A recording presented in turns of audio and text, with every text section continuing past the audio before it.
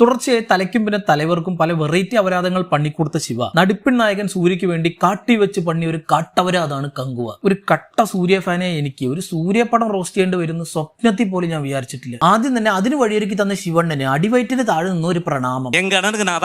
So ഈ പടം നടക്കുന്നത് കുറെ വെടലമാടകൾ തിങ്ങി നിറഞ്ഞ് ജീവിക്കുന്ന ബാംബു ബോയ്സ് യൂണിവേഴ്സിലാണ്. ആ യൂണിവേഴ്സിലുള്ള ഒരു വലിയ കടലിനെ നടുക്ക് ഒരു 5 ദ്വീപുണ്ട് അത്ര. ആദ്യത്തെ ദ്വീപ് ബാംബു ബോയ്സ് ജീവിക്കുന്ന ബാമ്പനാട്, രണ്ടാമത്തേത് കങ്കുവ താമസിക്കുന്ന കങ്കനാട്, മൂന്നാമത്തേത് കാക്കകൾ മാത്രമുള്ള ഒരു കാക്കനാട്, പിന്നെ എപ്പോഴും മഞ്ഞ് വീഴുന്ന ഒരു മഞ്ഞനാട്, കുറ്റിക്കാട് നിറഞ്ഞൊരു കുട്ടനാട്. 5 കിലോമീറ്റർ ചുറ്റളവിലുള്ള 5 ദ്വീപിൽ പക്ഷേ 5 തരം കാലാവസ്ഥയാണ്. ഒരിടത്ത് അഗ്നിപർവ്വതം പൊട്ടുമ്പോ മറ്റിടത്ത് മഞ്ഞുമഴ പെയ്യും. വേറൊന്നിൽ കൊലക്കടലാണെങ്കിൽ അതിന്റെ ഇപ്പുറത്തേല് കൊലക്കാട്, അതിന്റെ അപ്പുറത്തേല് വൻ മരുഭൂമി. ഇത് എന്താ സംഭവം? ഒന്ന് ഗെയിം ഓഫ് ത്രോൺസ് പിടിക്കാൻ നോക്കിയതാണ്, പക്ഷെ അത് മാർട്ടിൻ എഴുതിയത്, ഇത് ശിവ പണിയത്. ആൻഡ് ഈ യൂണിവേഴ്സിലുള്ള എല്ലാവരുടെ മെയിൻ പരിപാടി മീൻ പിടുത്തോ കൃഷിയൊന്നും അല്ല, കിടന്ന് അങ്ങോട്ട് അലറുക. 2.5 മണിക്കൂറുള്ള ഈ ഒരു പടത്തില് 1.5 മണിക്കൂർ ഫുൾ അലറലാണ്.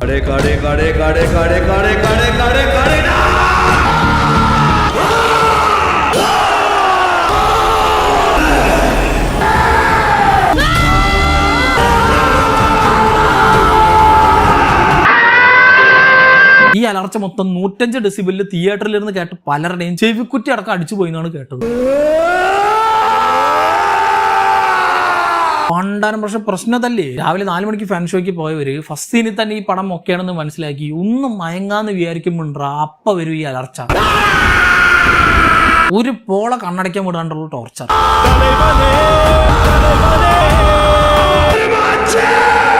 എന്റെ ബലമായ സംശയം തൊട്ടു മുമ്പ് ഇറങ്ങിയ ശിവപടം അണ്ണാത്തെ കാണാൻ പോയ കുറെ പേര് ഫാൻ ഷോയ്ക്ക് കിടന്ന് ഉറങ്ങി എന്നുള്ള കുറെ ട്രോള് വീഡിയോ വന്നിട്ടുണ്ടായിരുന്നു. ഇനി എന്റെ പടത്തിന് അവസ്ഥ വരണ്ടെന്ന് വിചാരിച്ചിട്ടായിരിക്കും ഒരു 9 മക്കൾ ഇനി എന്റെ പടത്തിന് ഉറങ്ങണ്ടെന്ന് പറഞ്ഞ് ഓരോ 5 മിനിറ്റ് കൂടുമ്പോൾ ഇജാതി അലർച്ച കൊണ്ടുവച്ചത്. സോ ഈ നിലവിളി ഒഴിച്ചു നിർത്തിയാൽ വളരെ വിചിത്രമായ ഗെറ്റപ്പിലൊക്കെയാണ് ഈ യൂണിവേഴ്സിലുള്ളവർ നടക്കുക. അവതാറും അപ്പോക്കലിപ്റ്റൊക്കെ കോപ്പി അടിച്ചെന്ന് പറയേണ്ടതെന്ന് വിചാരിച്ച് കാട്ടിനകത്തെ പ്ലേ സ്റ്റേഷനിൽ ഹൊറൈസൺ ഫോർബിഡൻ വെസ്റ്റ് കളിച്ചുകൊണ്ടിരിക്കുന്ന ആ നാട്ടിലെ പലരും ആ ഗെറ്റപ്പിലാണ് അവിടെ കൂടെ നടക്കുക. ഈ യൂണിവേഴ്സിലെ കാക്കനാട്ടിലെ മരുഭൂമിയിലുള്ളവരുടെ കാര്യമാണ് അതിലും വലിയ വിറ്റ്. ആ കട്ട വെയിലത്ത് കാലിൽ ഷൂ ഒക്കെ ഇട്ടിട്ടാണ് ഇവരുടെ നടത്തം. ഇതെന്താ ഇത് 6 മണിക്ക് പോയതാ. കുറെ തന്നെ പീരീഡ് പടാണെന്ന് പറഞ്ഞ് കാക്കനാട് ജംഗ്ഷനിലെ സ്റ്റുഡിയോയിൽ നിന്ന് വാങ്ങിച്ച ഡ്രസ്സും. പിന്നെ ഈ യൂണിവേഴ്സിൽ ഇവരുടെ മാതൃഭാഷ റോളക്സിന്റെ കടമെടുത്താണ്. റോളക്സിനെ എല്ലാവരും സാർന്ന് വിളിക്കണമെങ്കിൽ ഇവിടെ എല്ലാവരും അങ്ങോട്ടും ഇങ്ങോട്ടും അത് ചുരുക്കി സ എന്നാണ് വിളിക്കുക. എന്ത് പറഞ്ഞാലും അതിന്റെ കൂടെ സഫിക്സ് ഇട്ടൊരു സ. സോ 1.5 മണിക്കൂർ നിലവിളിയുള്ള ഈ പടത്തിൽ ബാക്കി 1 മണിക്കൂർ എന്ത് കഥയാണെന്ന് നോക്കിയാൽ ഈ പടം തുടങ്ങുന്നത് തന്നെ റഷ്യയിലുള്ള ഒരു റിസർച്ച് സെന്റർ കാണിച്ചിട്ടാണ്. അത് കാണിക്കാൻ മെനക്കെടാൻ വയ്യാത്ത കൊണ്ട് 350 കോടിയുള്ള പടത്തിലെ ഫസ്റ്റ് സീന് തന്നെ വെച്ച് പണി വെച്ചിരിക്കുന്നു നമ്മുടെ ശിവണ്ണൻ. ഇതൊക്കെ വാട്സപ്പിൽ ടൈപ്പ് ചെയ്താൽ കിട്ടൂടെ. ആ റിസർച്ച് ലാബിലെ സൂപ്പർ സോൾജർ ആയ ഒരു കുരിപ്പ് ഈ പടം തുടങ്ങുമ്പോൾ തന്നെ അവിടുന്ന് ചാടി കണ്ടം വഴി ഓടി ഒരു ഗുഡ്സ് ട്രെയിനിൽ വലിഞ്ഞു കയറി നേരെ ഗോവയിലെത്തും. റഷ്യയിൽ നിന്ന് ഡയറക്റ്റ് ഗോവയ്ക്ക് വരുന്ന ഒരു സ്പെഷ്യൽ ട്രെയിനാണത്. സംഭവം ഇവരുടെ യൂണിവേഴ്സിറ്റി മാത്രമുള്ള ഈ സാധനം വെറുതെ IRCTC കയറി നോക്കണ്ട കിട്ടൂല. അങ്ങനെ ഇവൻ വരുടെ ഈ ഗോവയിലാണ് നമ്മുടെ സൂര്യണ്ണൻ ഉള്ളത്. പേര് Pranchi Theodore. He's an assaulter, entry fragger, shadow കോപ്പാൻ, വെപ്പൺ മാസ്റ്റർ. ഇതെന്തത് പബ്ജിയുടെ സ്റ്റാർട്ട് സ്ക്രീനോ? സംഭവമൊന്നുമില്ല, ആളൊരു പ്രൊഫഷണൽ ബൗണ്ടി ഹണ്ടർ ആണ് അത്രേ. ആളുടെ വലങ്കൈയാണ് കോൾട്ട് 95 എന്ന് കൊണച്ച പേരുള്ള യോഗി ബാബു. ഇൻട്രോ സീനിൽ തന്നെ ഈ രണ്ടും കൂടി കാണിക്കുന്ന ഉറപ്പിക്കലുണ്ടല്ലോ, അൺസഹിക്കബിൾ. ഈ ഹിന്ദിക്കാരുടെ കൊണച്ച എഡിറ്റിംഗ് വെച്ച് ചെയ്ത റീല് പോലുള്ള അണ്ണന്റെ ഇൻട്രോ സീനിൽ തന്നെ മൂപ്പരൊരു മൊട്ടേനെ തട്ടിക്കൊണ്ടുപോകും. പോണ വഴി വേറെ ബൗണ്ടി ഹണ്ടറായി നമ്മുടെ പട്ടാണി വന്ന് അവരുടെ കയ്യിൽ നിന്ന് ഈ മൊട്ടേനെ തട്ടിക്കൊണ്ടുവന്നു. സൂര്യയുടെ വലങ്കൈ യോഗി ബാബുവിനെ പോലെ പട്ടാണിയുടെ ഇടങ്കൈയാണ് റെഡിൻ കിങ്സ്ലി.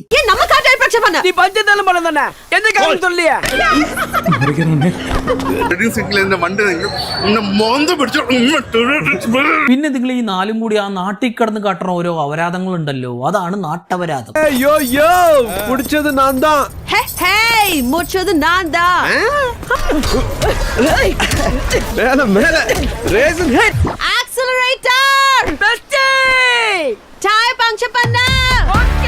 ഇതുങ്ങളുടെ ഈ വെറുപ്പിക്കലൊന്നും പോരാണ്ട് 350 കോടിയുള്ള പടത്തിൽ ന്യൂജൻ ട്രെൻഡ് ആണെന്ന് കാണിക്കാൻ വേണ്ടി നായ നക്കി പോലെ ഓരോ എഡിറ്റിംഗ് ചെയ്ത് വെച്ചിട്ടുണ്ട്.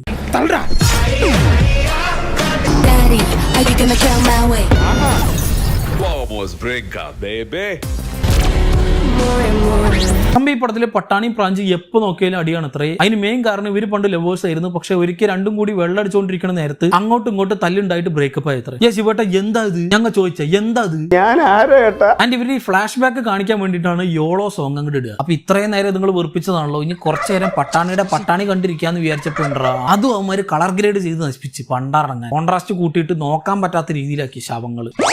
അയ്യോ എന്റെ കാഴ്ച പോയി. നീ എന്ത് വിഷപാടാ എനിക്ക് ഒഴിച്ചെന്ന്? അയ്യോ എന്റെ കാഴ്ച പോയി. ഒഴിച്ചെന്നാലും കാഴ്ച പോവാ. ഇതിന് അനൗൺസ്മെന്റ് വന്ന സമയം മുതലേ ദിശ പട്ടാനൊക്കെ ആക്ഷന് വേണ്ടി ട്രെയിൻ ചെയ്യണമെന്നുള്ള വീഡിയോ ഒക്കെ ലീക്ക് ആയിട്ടുണ്ടായിരുന്നു. അതൊക്കെ കണ്ടപ്പോ പടത്തിൽ ദിശ പട്ടാനയുടെ 1 പീസിലെ പോലെ ഒരു ഫൈറ്റ് ഉണ്ടാവും എന്ന് വിചാരിച്ചപ്പോ ദാ വരുന്നു 2 പീസ് ഇട്ടിട്ട് ബീച്ചിൽ കൂടെ. ആ പൊലാട്ട് കഴിഞ്ഞ് അടുത്ത ബൗണ്ടി ഹണ്ടിൽ ജിട്ടു എന്ന് പേരുള്ള ഒരുത്തിനെ ഇവർ പിടിക്കാൻ പോയപ്പോ അറിയാതെ ഇവരുടെ കൈകൊണ്ട് അവൻ ചാവും. അത് റഷ്യന്ന് ട്രെയിൻ പിടിച്ചു വന്ന മറ്റാ കുരിപ്പ് കാണും.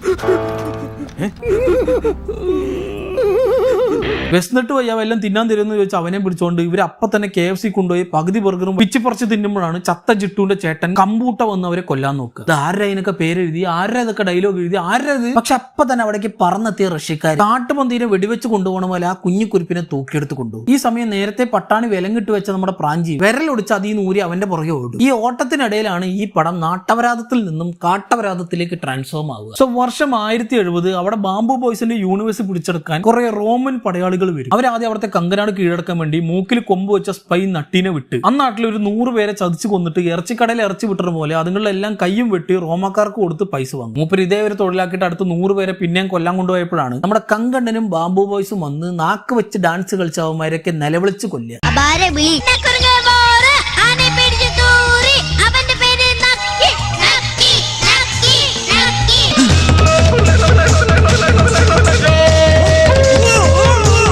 അതും കഴിഞ്ഞാൽ നാണം കെട്ട നട്ടിയെ നാട്ടിൽ കൊണ്ടുവന്ന് നടുറോട്ടിലിട്ട് ചുട്ടു കൊന്നപ്പോ ആളുടെ ഭാര്യയും ആ തീക്കൊണ്ടത്തിലേക്ക് എടുത്തൊരു ചാട്ടം. സംഭവം അവർ ചാടിയിട്ടൊന്നും ഉണ്ടാവില്ല, നേരെ പോയിട്ട് അപ്പുറത്ത് കൂടെ ഓടിയിട്ടുണ്ടാവും. എന്റെ ആ നട്ടിയുടെ മകനാണ് പുർവൻ, മറ്റേ പുനർജന്മത്തിലെ ഋഷ്യം പയ്യൻ. അങ്ങനെ അവന്റെ അച്ഛനും അമ്മയും മരിച്ചതോടെ പാസം നിറഞ്ഞ കങ്കു ആ ചെറുക്കൻ അങ്ങോട്ട് ദത്തെടുക്കും. പിന്നെ അങ്ങോട്ട് ഇവനെ രക്ഷിക്കലാണ് ഈ പടം. അതായത് ദത്തുപുത്രൻ പാസം. അണ്ണോ അണ്ണോ ശിവണ്ണോ അറിയാണ്ട് ചോദിക്കുകയാണ്, ഈ പാസം വിട്ട് നിങ്ങൾക്ക് വേറൊരു പരിപാടി അറിയില്ല? നിങ്ങൾ ഒരു പാസമലർ തന്നെ. ആ വീരത്തിലെ ലവർ പാസം, വേതാളത്തിലെ അനിയത്തി പാസം, വിശ്വാസത്തിലെ മകള് പാസം, അണ്ണാത്തല് പിന്നെ അനിയത്തി പാസം, ഇപ്പൊ ഈ കങ്കുവയില് പിന്നെ ദത്തുപുത്രൻ പാസം. ഈ പാസം കാണിച്ച് അവരെ രക്ഷിക്കൽ തന്നെയല്ലേ നിങ്ങൾ ദോശ ചുടണ പോലെ തിരിച്ചും മറിച്ചും പല പടങ്ങളായിട്ട് ചുട്ടോണ്ടിരിക്കുന്നത്? നിങ്ങൾ എല്ലാ പടത്തിലും പാസം കാണിച്ച് എല്ലാവരെയും രക്ഷിക്കും. ഇതിപ്പോ നിങ്ങളുടെ കയ്യിൽ നിന്ന് ഞങ്ങളെ ആരും രക്ഷിക്കണം. കങ്കനാട്ടിലെ ഈ പാസം കഴിയുമ്പോഴാണ് തൊട്ടപ്പുറത്തെ കാക്കനാട്ടിലെ പഞ്ചായത്ത് പ്രസിഡന്റ് ബോബി ഡിയോളിന്റെ ഇൻട്രോ കാണിക്കുക. ആളുടെ അവിടെ ജുറാസി പാർക്കിൽ നിന്ന് ഇമ്പോർട്ട് ചെയ്ത ഒരു ഡൈനോസറിന്റെ അസ്ഥി കൂടെ ഉണ്ട്. അതിൽ കൂടെ ബ്ലഡ് ഡാൻസ് കളിച്ച് റെഡ് കാർപ്പറ്റിലാണ് മൂപ്പര് ഡെയിലി വരിക. ഒരു തരം ജുറാസിക് ജീവിതം. അങ്ങനെ കങ്കനാട് പിടിച്ചിറക്കാൻ കപ്പൽ കയറി വന്ന റോമാക്കാര് നട്ടീനെ കൊണ്ട് നടക്കൂല എന്ന് കണ്ടപ്പോ കാക്കനാടുകാരുടെ സഹായം ചോദിച്ചു വരും. കാക്കനാട്ടിലെ കുലദൈവം ബോബണ്ണൻ കങ്കുവേനെ കൊല്ലാൻ മൂപ്പരുടെ മക്കളെ അങ്ങോട്ട് അയക്കും. ഇനി നടക്ക പോകുന്നത് യുദ്ധം.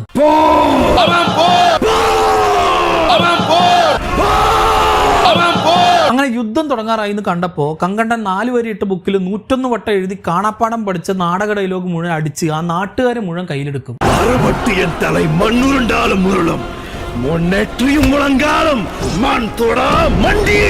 അപ്പോഴാണ് ഫയർ സോങ് ഇട്ട്. അതിലാണെങ്കിലോ നമ്മുടെ നടിപ്പിൻ നായകരെ കൊണ്ട് പേയ് പിടിച്ച തെരുവ് നായനെ പോലെ നാക്കുകൊണ്ടൊക്കെ സ്റ്റെപ്പ് പിടിപ്പിക്കും.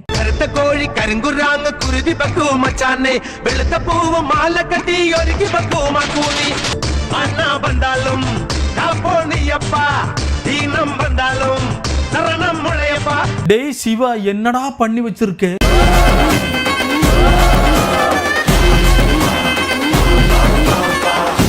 ആ ഫയർ സോങ് കഴിഞ്ഞതും കങ്കണ്ണനും കൂട്ടരും കൊടൈക്കനാലിലെ പൈൻ ഫോറസ്റ്റിൽ ജോഗിങ്ങിന് പോയപ്പോ മരത്തമ്മ അട്ടേനെ പോലെ അള്ളിയിരുന്ന നമ്മുടെ കാക്കനാട്ടുകാര് കവുങ്ങും ചാടർ പോലെ ചാടി വന്ന് അവന്മാരെ കൊല്ലാൻ നോക്കും. പക്ഷെ ഇത് നേരത്തെ മണത്തറിഞ്ഞ നമ്മുടെ കങ്കണ്ണൻ നിലവിളിച്ചോണ്ട് കാക്കനാട്ടിലെ ബോബണ്ണന്റെ 2 മക്കളെ അടിച്ചങ്ങോട്ട് കൊല്ലും. ഈ അടിയുടെ ഇടയിൽ വാളും കൊണ്ട് വന്ന പുറവിനാണെങ്കിലോ കങ്കണ്ണന്റെ പുറം പൊളിക്കും.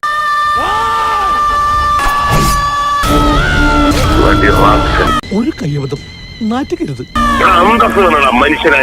അങ്ങനെ മുതുകി കുത്തി ഓടി കാട്ടിക്കേറിയ പുറവിനെ പാസം കയറി ശ്രമിച്ച കങ്കണ്ണൻ നാട്ടിൽ നിന്ന് പിടിച്ചു വലിച്ച് നാട്ടിൽ കൊണ്ടുവരും. പക്ഷെ അവിടെയുള്ള നാട്ടുകാർ മുഴുവൻ അതിനെ നാട് കടത്തണമെന്ന് പറഞ്ഞപ്പോ കങ്കണ്ണൻ അതിനെ കൊണ്ട് നേരെ കുട്ടനാട്ടിലേക്ക് പോകും. ഈ പണിഷ്മെന്റ് എന്നും പറഞ്ഞ ഇവന്മാര് വിടുന്ന സ്ഥലമാണ് ഈ കുട്ടനാട്. പക്ഷെ അതാണ് അവിടുത്തെ ഏറ്റവും ബെസ്റ്റ് സ്ഥലം. എക്സോർട്ടിക് ബീച്ച്, അൺലിമിറ്റഡ് ഫുഡ്, കുളിക്കാൻ 24/7 ഉള്ള വാട്ടർഫോൾ, കൂടാതെ ജംഗിൾ റൈഡും എക്സ്ക്യൂസിറ്റ് സ്വിമ്മിംഗ് പൂളും. അങ്ങനെ ഒരു 7 സ്റ്റാർ റിസോർട്ടിൽ പോലും കിട്ടാത്ത ഒരു രാജകീയ ഫെസിലിറ്റി. ഇതൊന്നും പോരാണ്ട് ഇടയ്ക്കിടയ്ക്ക് ആ ബീച്ചിൽ കങ്കണ്ണന്റെ നേരം പോകാൻ വേണ്ടിയിട്ട് ബിഗ്രി ഇട്ട ചില ചിക്സും വന്ന് പോകാറുണ്ടെന്നൊക്കെയാണ് കേട്ടത്. വെറുതെ അല്ല മൂപ്പര് നാട് വിട്ടു പോയത്. അങ്ങനെ ഒരിക്കലും അണ്ണൻ ആ ബീച്ചിൽ കിടന്നപ്പോൾ ടൈമിൽ ഈ പുറവിന് ഒരു കിളിക്കൂട് കാണുമ്പോൾ അവന്റെ അച്ഛനമ്മേനെ ഓർമ്മ വന്നിട്ട് ഒരു സെന്റി അങ്ങോട്ട് ഇടും. ഒരു ഗോൾ ബ്ലാഡർ ടച്ചിങ് സീൻ. പിന്നെ ഒരിക്കൽ കുട്ടനാട്ടിലുള്ള ഈ ഒരു കുരിപ്പ് കുളിക്കാൻ പോയപ്പോ അവന്റെ ആസനത്തിൽ കടിക്കാൻ ഒരു ചീങ്കണ്ണി വരും. അങ്ങനെ കങ്കണ്ണനും ചീങ്കണ്ണനും കൂടി മരണടി. അടിയുടെ അവസാനം ചീങ്കണ്ണനെ കങ്കണ്ണൻ കുത്തിക്കൊന്ന് ഗ്രില്ലാക്കും. ആ സീനൊക്കെ കാണിക്കുമ്പോൾ CGI എന്നൊരു സാധനം കൂടെ എഴുതി കാണിക്കും. ഈ CGI എന്ന് പറഞ്ഞാൽ കമ്പ്യൂട്ടർ ജനറേറ്റഡ് ഇമേജറി ആണ്, അല്ലാണ്ട് ചീങ്കണ്ണി ഉണ്ട് സൂക്ഷിക്കും വിശ്വസിക്കുക എന്നല്ല എന്നൊക്കെ 4ാം ക്ലാസ്സിലുള്ളവർക്കൊക്കെ അറിയാം. വെണ്ടക്ക അക്ഷരത്തിൽ CGI എഴുതി കാണിച്ചാൽ പിന്നെ എങ്ങനെടാ അത് വിശ്വസിക്കുക? ആ സീനൊക്കെ എന്ത് ഇമ്പാക്റ്റഡാ ആ സീൻ കാണുമ്പോൾ കിട്ടുക. അങ്ങനെ കുട്ടനാട്ടിൽ രാജകീയ ജീവിതം നടക്കുന്ന ഇതേ സമയം കാക്കനാട്ടിൽ വൻ പ്രശ്നം. സംഭവം നമ്മുടെ ബോബണ്ണൻ മക്കൾക്ക് ബലിയിട്ടപ്പോ ഒരൊറ്റ കാക്ക പോലും അത് തിന്നാൻ വന്നില്ല അത്രേ. അപ്പം മൂപ്പര് അവിടെയുള്ള കാക്കകൾക്കൊക്കെ ഒരു ബമ്പർ ഓഫർ അങ്ങോട്ട് കൊടുക്കും. ഇപ്പൊ ഇത് തിന്നാ ഇതേപോലെ അടുത്ത വെള്ളിയാഴ്ചക്ക് മുമ്പ് കങ്കുവിന്റെ കക്കാമരൽ വരെ തിന്നാൻ കൊടുക്കാത്രേ.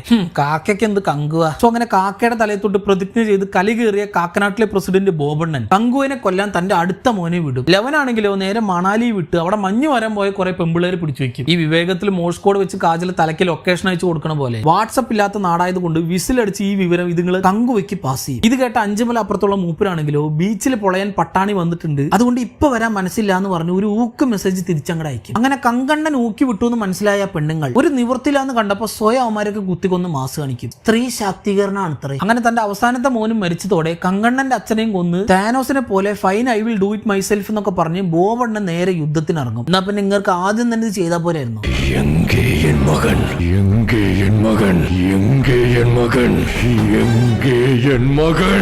അതങ്ങനെ ആഴ്ചക്ക് മക്കളുടെ ശവസംസ്കാരം കൂടാൻ മാത്രം യോഗമുള്ള ഒരു മരപ്പാഴ്. അങ്ങനെ കലി കയറി കങ്കനാട്ടിന് നേരെ യുദ്ധത്തിന് വന്ന ബോബണ്ണനെ കങ്കു വഴി തിരിച്ച് മൂപ്പരുള്ള കുട്ടനാട്ടിലേക്ക് കൊണ്ടുവരും. അവിടെ പിന്നെ ജംഗിൾ ബുക്കിന്റെ -4K വെർഷനാണ്.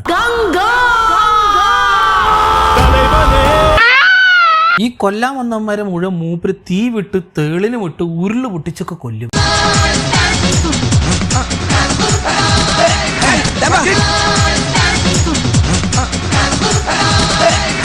ഹേ കങ്കുവ, ഇത് എന്തുവാ? തലവനെ എന്നുള്ള പാട്ടും കേട്ട് തലവേദന വന്നത് മാത്രം മിച്ചം. ഹേ സിറി, ഡിഫൈൻ കാട്ടവരാതം. ആൻഡ് അവരാതം which is happening in the forest is known as forest അവരാതം ഓർ കാട്ടവരാതം. ഈ കാട്ടവരാതത്തിനിടയിൽ കടന്ന് മൂപ്പര് കാണിക്കണ ഓരോ കുണച്ച പോസ് കണ്ട് ഇഷ്ടപ്പെട്ട നമ്മുടെ പൊറുവൻ അപ്പൊ തന്നെ ദേഷ്യം മാറി കങ്കോ ഫാൻസ് അസോസിയേഷനിൽ മെമ്പർഷിപ്പ് എടുത്ത് ഈ കൊല്ലാൻ വരണവന്മാരെ ഊക്കി വിട്ടത് കണ്ടപ്പോ അവന്മാർ ഇതിനെ തട്ടിക്കൊണ്ടുപോയി കപ്പലിൽ കയറ്റും. ഇതേ സമയം ഇപ്പുറത്ത് 2024 പുനർജന്മം എടുത്ത് നമ്മുടെ കങ്കൻ ആ കുരിപ്പിന്റെ പുറകെ കടന്ന് ഓടുക. എപ്പോ ഓടാൻ തുടങ്ങിയാണെന്ന് അറിയോ? പടം തുടങ്ങിയപ്പോ ഇങ്ങനെ 160 കിലോമീറ്ററിൽ ഓടുന്ന വണ്ടിനെ ഓടി തോപ്പിക്കാൻ നോക്കിയ മൂപ്പരെ അവന്മാര് വെടിവെച്ചിടും. പക്ഷെ അതൊന്നും മൂപ്പര് മൈൻഡ് ആക്കൂല. മൂപ്പര് പിന്നെ അവന്മാരുടെ പുറകെ പാഞ്ഞ് ബൈക്ക് എടുത്ത് ചാടിച്ച് ഫ്ലൈറ്റ് കയറ്റി ആ വെടികൊണ്ട വയറും ഒടിഞ്ഞ വിരലും വെച്ച് തൂങ്ങിക്കിടക്കും. ഇതേ സമയം ഇപ്പുറത്ത് കങ്കനാട്ടിലാണെങ്കിലോ സ്രാവിന് തിന്നാൻ കെട്ടിട്ട് കൊടുത്ത് നമ്മുടെ പൊറുവിനെ രക്ഷിക്കാൻ കങ്കണ്ണനും ബോബണ്ണനും കൂടി മരണടി. അവിടെ അടി ഇവിടെ അടി. അപ്പുറത്ത് പാല് വെച്ചാൽ ഇപ്പുറത്ത് കല്യാണം എന്ന് പറഞ്ഞ പോലെ. അവസാനം കപ്പലിലുള്ള പൊറുവിനാണെങ്കിലോ ഈ കങ്കണ്ണന്റെ നിലവിളി കെട്ടി ചെവി പൊട്ടി സഹിക്കാൻ വയ്യാണ്ട് സ്വയം കടലിൽ ചാടി സ്രാവിന് തീറ്റയാവും. അങ്ങനെ ആ കുരിപ്പിന്റെ വെറുപ്പിക്കൽ എങ്ങനെയോ തീർന്നപ്പോ കങ്കൻ ഫാൻസ് അസോസിയേഷനിലെ മെമ്പർ ഒരാൾ മരിച്ച വിഷമത്തിൽ നമ്മുടെ കങ്കണ്ണൻ ബോബണ്ണൻ അങ്ങോട്ട് കുത്തിക്കൊല്ലും. അങ്ങനെ കങ്കണ്ണന് പണ്ട് ആ കുണ്ടാമണ്ടിനെ രക്ഷിക്കാൻ പറ്റിയില്ലെങ്കിലും പുനർജന്മം എടുത്ത് നമ്മുടെ പ്രാഞ്ചൻ ഇവിടെ കിടന്ന് എന്തൊക്കെയോ പരാക്രമം കാണിച്ച് ആ പരട്ട പയ്യനെ രക്ഷിക്കും. പിന്നെ സ്ഥിരം എല്ലാവരുടെ ശവസംസ്കാരം കൂടുന്ന നമ്മുടെ ബോബണ്ണന്റെ ശവം കാക്കനാട്ടിലെ ടൗൺ ഹാളിൽ പൊതുദർശനത്തിന് വെക്കുമ്പോഴാണ് വൈൽഡ് കാർഡ് എൻട്രിയിൽ ടൈഗർ ബിസ്ക്കറ്റിന്റെ കവർ മുഖത്തൊട്ടിച്ച് നമ്മുടെ കാർത്തി വരിക. വലിയ മാസാണെന്ന് വിചാരിച്ച് പിച്ചക്കാരന്റെ ലുക്കിൽ വന്ന മൂപ്പര് അവിടെ കിടന്ന് കങ്കണ്ണനെ കൊല്ലാൻ ശപഥമെടുക്കുന്ന അതേ ടൈമിലാണ് ഇവിടെ ആ ചെറുക്കനെ പണ്ട് ഓടിച്ചതും ആ റഷ്യൻ റിസർച്ച് സെന്ററിന്റെ മെയിൻ ഹെഡ് അതേപോലെ പുനർജന്മം എടുത്ത കാർത്തിയാണെന്ന് കാണിക്കുക. മറ്റേത് നെറ്റിയിൽ ടൈഗർ ബിസ്ക്കറ്റിന്റെ കവറാണെങ്കിൽ ഇത് ഓറിയോ ബിസ്ക്കറ്റിന്റെ കവറാണെന്ന് തോന്നുന്നുണ്ട്. പിന്നെ അങ്ങോട്ട് ഇതുങ്ങൾ തമ്മിലാണ് യുദ്ധം എന്ന് പറഞ്ഞിട്ടാണ് ഈ പടം നിർത്തുക. അതായത് ഇന്റർവൽ ബ്ലോക്കിൽ പറയേണ്ട സാധനത്തിന് സെക്കൻഡ് പാർട്ടിൽ പറയാന്ന് പറഞ്ഞിട്ട് നിർത്തുക with some out of the earth editing. അതായത് സെക്കൻഡ് പാർട്ടിൽ വരാൻ പോണ മെയിൻ ക്യാരക്ടേഴ്സ് ഒക്കെ സെപ്റ്റി ടാങ്കിൽ വീണ പോലെ ഒരു പോസ്റ്റർ. ആരാ ഇതൊക്കെ എഡിറ്റ് ചെയ്ത്?